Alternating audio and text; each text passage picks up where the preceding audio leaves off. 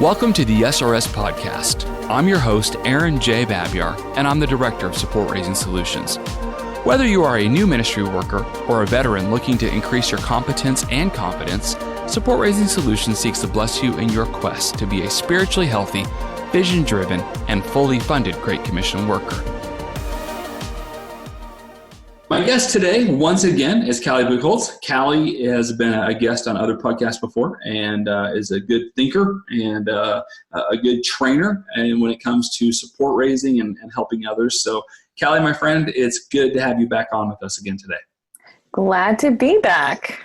Yeah. Hey, you are someone that I know that you've been on a few different podcasts and other trainings we've had before. So I just wanted to start off this podcast a little bit differently and just let us get to know you just a little bit more. And it's fair game. I give you permission to throw some things back at me too. But just for fun, before we dig into some of the support raising topics, tell us a little bit about yourself. Specifically, I get the feeling that you're someone who's pretty dedicated about hitting the gym. Are you some sort of marathoner, or what is it?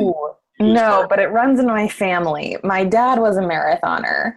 And yes.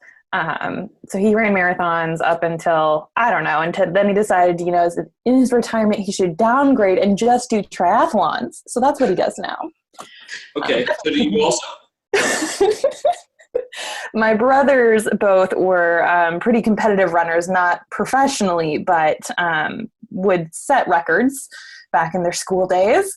And so I took up running in the family, the family tradition, and not nearly as fast as anyone else in my family. But then the crazy thing is I live in Chicago, and I discovered there is such a thing as a temperature that is too cold to go running outside in. The really dedicated runners would probably disagree with you, but for your intents and purposes, I grew up in the South. Ain't nobody need to be outside in temperatures below 20 degrees. Okay. Cool. Well, I guess you get one of those space shields, but I feel the same way about cycling. I'm a bigger wuss than that. I really don't even want to get on my bicycle if it's below 50 degrees because I'm just like, no, that's a good indoor day. So anyway, well, let's actually turnabout's fair play. So I like to cycle every now and then. I did Ragbri a couple of years ago. For people that aren't aware of that, it's not a bicycle race. It is more of a marathon, except for you ride 60 miles or so a day, every day for a week, for 7 days. And you ride your bicycle all the way across the great state of Iowa. So I was able to do that a couple of years ago. It sounds harder than it is. You do have to train for it a little bit, but I sure would like to do it again someday. So maybe you can find a transition for you, Callie. You can switch from running to cycling someday. Maybe someday you can go do Ragbri. Ooh, well, at the very least, my dad would be interested. We'll see if he ever can talk me into it. Okay. So CRM is part of the topic of today's podcast, but it's not the greatest, most attractive title, nor do we necessarily even like what those letters mean in their totality, but it's still an important concept, and the technology, the use of it is important to people that raise and lift off support. So Callie, just dig into that first. Explain for everybody, what is CRM? A CRM is a custom relation management software system. And what that means is it's technology to help organize all those little pieces of information that come up when you're interacting with people and when you're doing a task that takes into account all the communication, task, and history that you need when working with people. Right. And of course, the one thing that's true in this context, though, is our supporters are not our customers. And so it's referred to as a customer relationship management software because there is very different yet somewhat similar programs that are out there that are used in the in the business world. I know that one of the most common ones is called like Salesforce. I've not really worked with Salesforce. I just know it's something that people use. But for our purposes, we're not trying to sell people anything. So why would we want to use a similar program? Doesn't that seem a little bit like disingenuous? Well, I think once you realize all the things that you're trying to track, it can help you a lot. I started with an Excel spreadsheet when I was first raising support, and that helps me as far as a name, a phone number, and did I talk to them on Tuesday or not. It's not going to help me remember that their dog's name is Jimmy Bo and that their kids are graduating from college next week and that I need to remember to recall them in December because that's when they want to increase their giving. Right, right. And so for the sake of this discussion, when we refer to CRMs, we're talking about something that helps us stay organized with the details that come with building and maintaining a relationship with somebody that we're praying for them. They're partnering with us in ministry. They're probably praying and giving, and we don't want to forget about important things about them. And so it's using a software, so to speak, just to help you be organized and keep some of that information a little bit more at your fingertips. So Callie, when you use a CRM, I know there's a lot of different products that are out there, and Support Raising Solutions doesn't declare that there's a winner, so to speak, because some of them are in competition with each other. They want you to use their software or not somebody else's software, or some of them are free, some of them are sold, some of them have memberships involved and things like that. But I know that you fall in the camp with me of, it's kind of like a smartphone. You're not doing something very smart if you're not using a smartphone most of the time in this day and age. We tend to think that people who are raising and living off support, really it's a smart thing to use a CRM, but there's different products out there. And so we're not doing a full review of everything that's out there, but you and I are both a little bit more familiar with a few of them. And so share with everybody a little bit more about why it's important to you in your process. And just a disclaimer here, I'm not asking Callie so much about the people that she helps train and coach and oversee, though that could be relevant. I'm talking about Callie and her own support team, because Callie has fully raised her own support. She has a team that prays for her and gives monthly, and she interacts with them on a regular basis. So I'm kind of digging into her own process. So anyway, Callie, what are your thoughts? Yeah, a CRM definitely for me needs to have self-generating tasks. And what I mean by that is the program itself has kind of some checks and balances that will flag things and tell you that you need to react to. Be it someone gave more than the expected pledge, and so you should send them a thank you, or someone gave less than the expected pledge and you should do something about it, or you haven't thanked that person in 6 months, you should really get on that. It's those little tasks that sometimes a person might fall through the cracks inadvertently. It doesn't replace the human aspect. It doesn't replace human accountability, or especially when you're initially raising support, having a coach check in with you and saying like, hey, how is this going? How have you kind of hit these benchmarks? But it really helps fill in the gaps for just your own process of, did you cover everyone? Are you missing anyone? Good. I know there's other things too that it can that it does potentially help you track. Now, some of this is based upon input. You have to put it in to get it out. But you can set yourself a task sometimes to make sure you're praying for somebody. I know of a friend who recently was walking very closely with a different friend of his at the end of his life. He had an incurable disease. And I went and set myself a reminder just to pray for my buddy. Now, my buddy is a supporter. He's on my team. He prays for me and financially partners, but he was having a hard time watching his friend die. And it was very heavy on his heart. And so I set myself up a recurring task within my CRM that I use that just said, hey, pray for Stan and text Stan. And so I had it on repeat so that that was important to me, to love on Stan as he was walking through this significant period of life for not only for him, but of course his friend that was about ready to go be with Jesus. And so it was something that's not a normal part of, I guess, fundraising, but it's not just about fundraising. It's about that relationship with your supporters. But also there's that aspect of making sure you're organized. And so a CRM, specifically one that's used for ministry, helps you to remember to pray for the stands in your life during certain seasons, because you tell it, hey, send me a reminder. And by the way, I can't remember exactly what I set it as because it's been a few months now, but I think I set that up every 3 to 4 days, where I would get a notification of some point that would say text and pray for Stan. And I was able to walk with him consistently through that season, which was hard on him. And he was very thankful for that. So that's just an example. But I know that's not the only things that it can help you with, because recurring tasks, that's something that I really like to set up. But there's other stuff. For instance, reports. You can have a CRM generate some reports for you. Do you ever do that yourself, Callie? Oh, absolutely. It's so nice to be able to have a simple way to look at all the information of who is current, who's been increasing, decreasing, getting a kind of a big picture look at what's happening with your ministry partners. And I think one of the biggest things to realize is this conversation gets very tech heavy of looking at numbers and reports.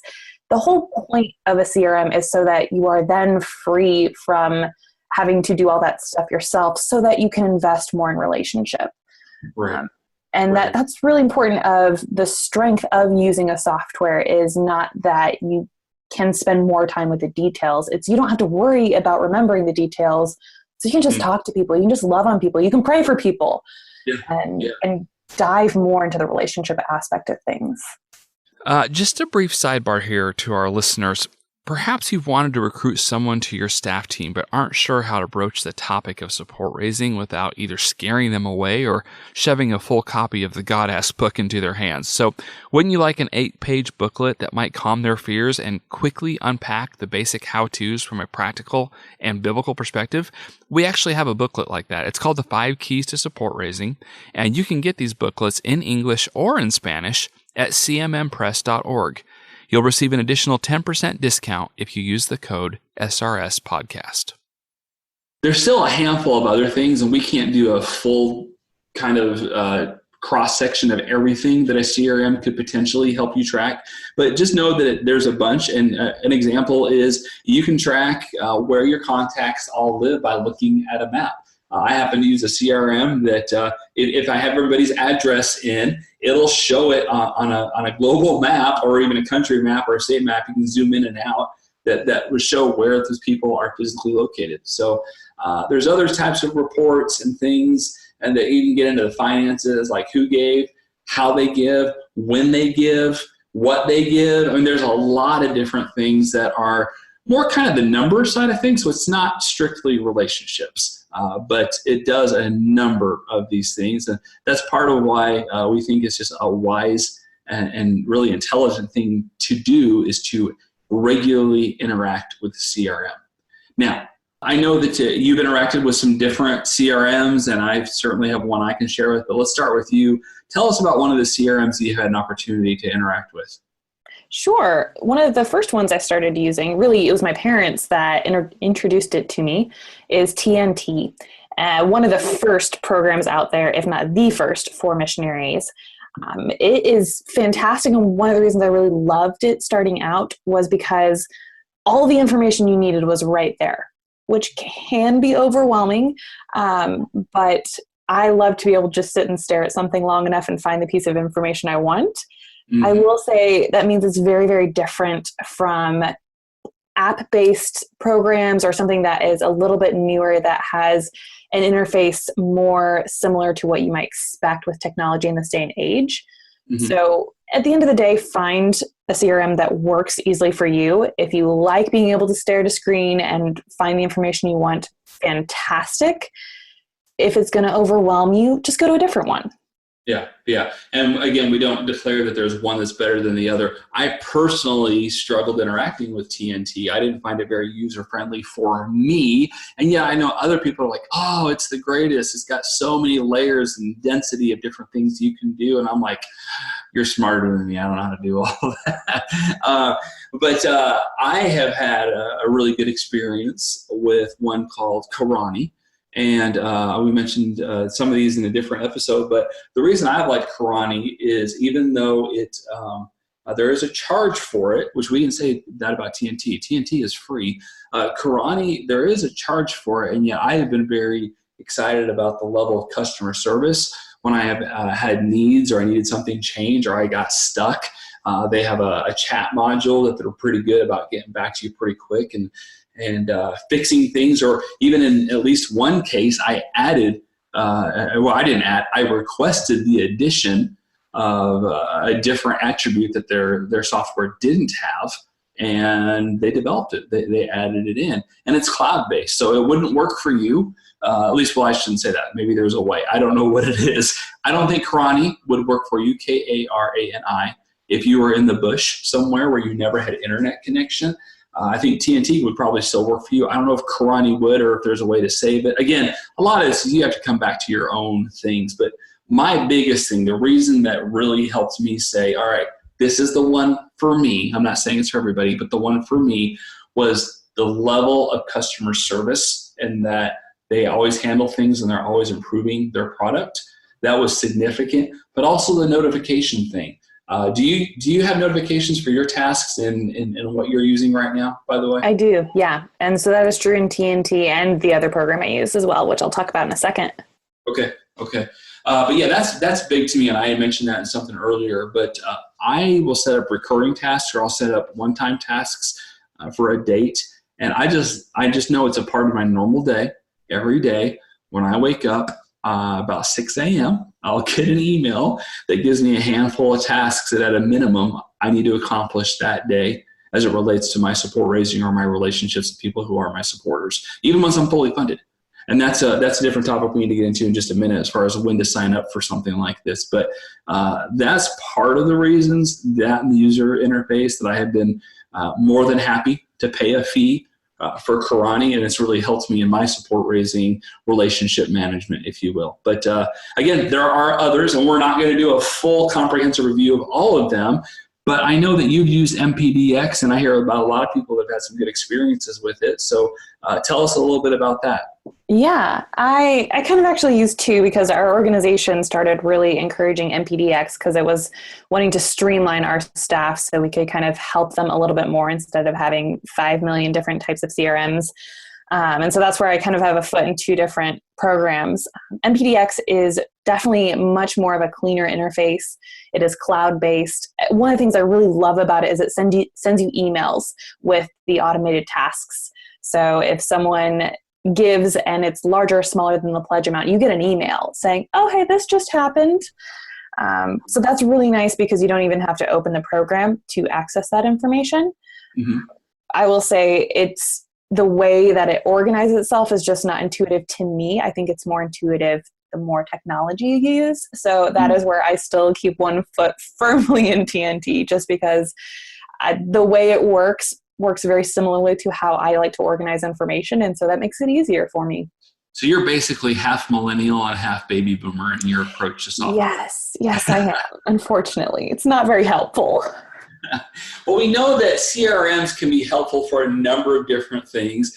Some of the attributes that some of them will have might be one that it might tell you if you have donors that are behind in their giving. It might catch that quicker than what you would if you have everything set to upload correctly from your organization. Another thing is it might tell you if you have unthanked donors. If you're keeping track of when you send thank you notes or something like that, it might suggest that, or it might even tell you about donors that you're out of touch with.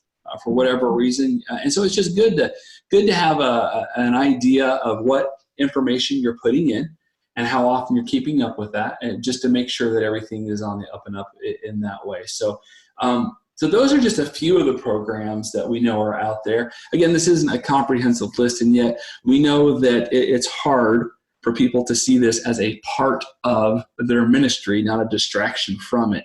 So I can sit here and say how great these and other programs are, but in your experience, Callie, why is this something that is just part of a regular ministry discipline as a part of your normal work time and hours to make sure that you're interacting with this on a regular basis?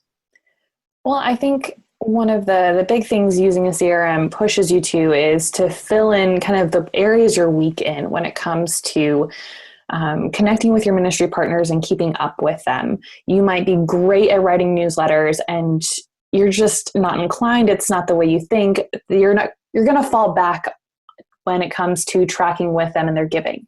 Well, your CRM is going to fill in that gap for you. If you are great at all the details and all the numbers, and you're like, oh, did I send a newsletter last month? Did I already send it this month? Have I thanked them? I don't know. That's where the CRM helps you fill in that gap and helping you be a little bit more holistic in how you approach your partners. Right. Right. And I know that sometimes the softwares there's so many of them out there. So let's kind of ask the other direction. What should people watch out for? Because I got to tell you, there's a lot of softwares out there that they're really more focused on like organizational support raising, not on personal support raising, or they try and like, really they're just kind of newsletter generators. They're not actual CRM software that's really going to help you. So what are some things that you've seen that you kind of advise people to be careful as they're looking for a potential product? I would say look for one that was designed for personal support raising. There's a lot of really big, really nice, really shiny CRMs out there for organizational support raising. They're going to have features that you don't need. They're probably not going to be as helpful for the small things. They will work, but they're not going to be the best fit versus the programs that are designed specifically for a person raising support and connecting with ministry partners on a personal level. That's actually a good point. I was at a boot camp recently. I was facilitating, and a guy came up to me and said, "Hey, I have a free copy of Salesforce." That's a similar but quite different software from the business world, and I guess it's really expensive. He said, "Should I just use that?" And I definitely try to get him to rethink why that might not be such a good fit. And based upon just some of the things you just said, it's really not the same thing. Could you make it work? Sure. You're going to spend a lot of time trying to figure out how to make that work, though. And it's not really going to be a healthy, easy fit. And long term, you're going to wish you had, got something that works well for you. Callie, another question for you. Sometimes some softwares are quote unquote free. Sometimes they're not.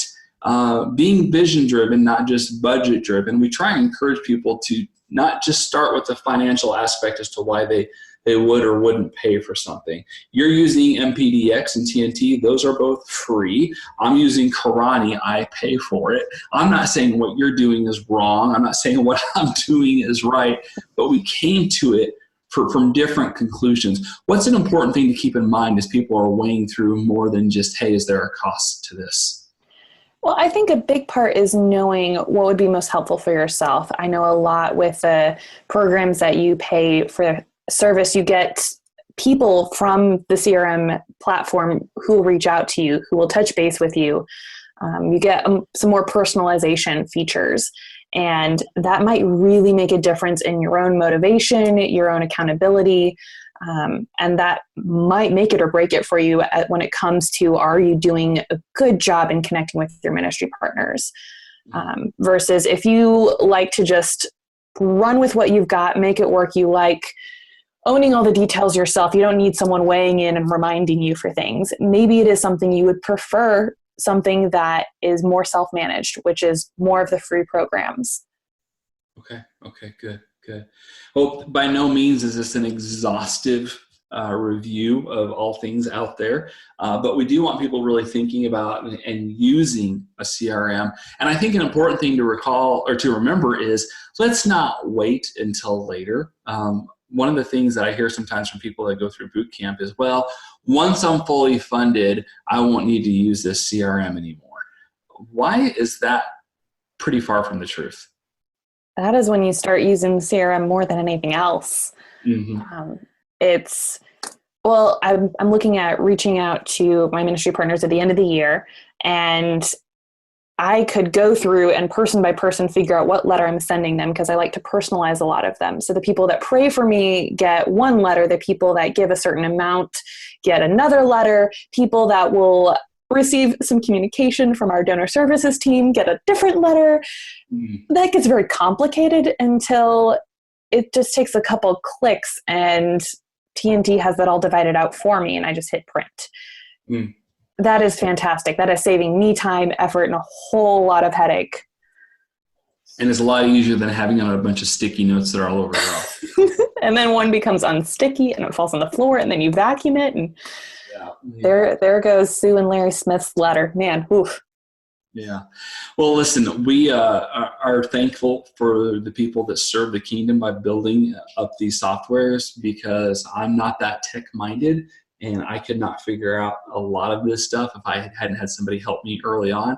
But to this day, I really do use, again, I use Karani, something that went out there. I use it almost every single day, and it really has helped me stay connected with, praying for, stay organized with my supporters. They're my partners in ministry. I want to be praying for them. I don't want that relationship to kind of go like it's hibernating for the winter because I forget to talk to somebody for 12 months because I don't run into them at church or the grocery store. It helps me be intentional about praying for and staying connected with those that are investing their prayer and finances in the ministry that we're accomplishing together for Jesus Christ. So I'm thankful for the TNT people and the Karani people and the MPDX people. And I know there's others out there as well. Those are just the few that we're highlighting at this moment. But Callie, thank you for speaking into this. And any final words of wisdom that you would tell somebody who's sitting here listening to this and going,